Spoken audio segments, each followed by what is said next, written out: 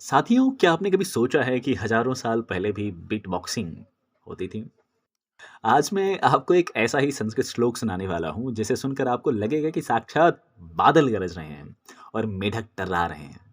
यह श्लोक महाकवि कालिदास की कलाकारी का एक ऐसा बेजोड़ नमूना है, जिसे सुनकर आप भी दंग रह जाएंगे। वास्तव में इस श्लोक को किसने लिखा है, इसकी पूरी जानकारी तो नहीं है, लेकिन सामान्यतः कहा जाता है कि ये महाकवि कालिदास की ही रचना है। यह एक कहानी है वास्तव में। यह कहानी जुड़ी है राजा भोज की सभा से। एक बार राजा ने अपने कवियों के सामने एक बड़ी विचित्र चुनौती रखी। उन्होंने कहा, क्या कोई ऐसा श्लोक लिख सकता है जिसमें शब्दों के अर्थ से ज़्यादा उसकी आवाज़ का महत्व हो, यानी जिसे सुनते ही आंखों के सामने वो दृश्य ही जीवंत हो जाए। तब महाकवि कालिदास ने यही श्लोक का वर्णन तब महाकवि कालिदास खड़े होते हैं और उन्होंने वर्षा ऋतु का वर्णन करते हुए एक अद्भुत श्लोक सुनाया। उन्होंने बादलों की गड़गड़ाहट और मेढकों के शोर को शब्दों में पिरो दिया था। चलिए पहले उस श्लोक का आनंद लेते हैं।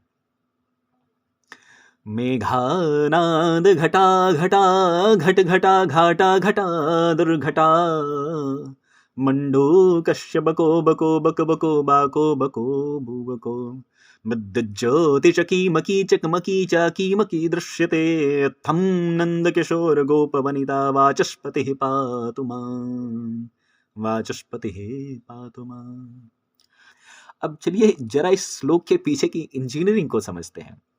पहली पंक्ति जो कहती है घटा घटा घट घटा, इसे बोलते समय ऐसा आभास होता है जैसे आसमान में सच में ही बादल आपस में टकरा रहे हों और गड़गड़ाहट हो रही हो। दूसरी पंक्ति कहती है बको बको बक बको, यह बारिश में बोलने वाले मेढकों की आवाज़ है। अगर आप इसे ध्यान से सुने तो यह बिल्कुल मेढक के टर्राने जैसी ध्वनि निकालता है। और अगर तीसरी पंक्ति की तरफ चलें, चकीमकी चकमकी, यह बिजली की कड़क और उसकी चमक को दर्शाता है ना, स्पार्कलिंग जो होती है। अंत में कालिदास जी कहते हैं, प्रकृति की ऐसी अद्भुत रचना करने वाले भगवान श्री कृष्ण हम सब की रक्षा करें। यह श्लोक सुभाषित रत्न भंडागार जैसे प्राचीन ग्रंथों में मिलता है। यह इस बात का प्रमाण है कि हमारी संस्कृति भाषा कितनी वैज्ञानिक और रचनात्मक रही है। यह सिर्फ मंत्रों की भाषा नहीं बल्कि ध्वनियों का विज्ञान रही है। अगर आपको कालिदास की यह कलाकारी पसंद आई तो वीडियो को लाइक और शेयर जरूर करें। ऐसी ही और रोचक कहानियों के लिए हमसे जुड़ें। धन्यवाद। जय तो संस्कृतम, जय तो भारतम।